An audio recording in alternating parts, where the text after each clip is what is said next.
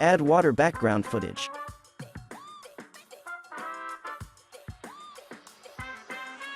Color correct by reducing the saturation and increasing brightness. Insert product image. Remove background.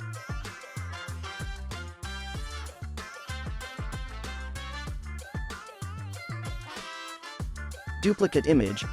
Increase transparency and add blur effect.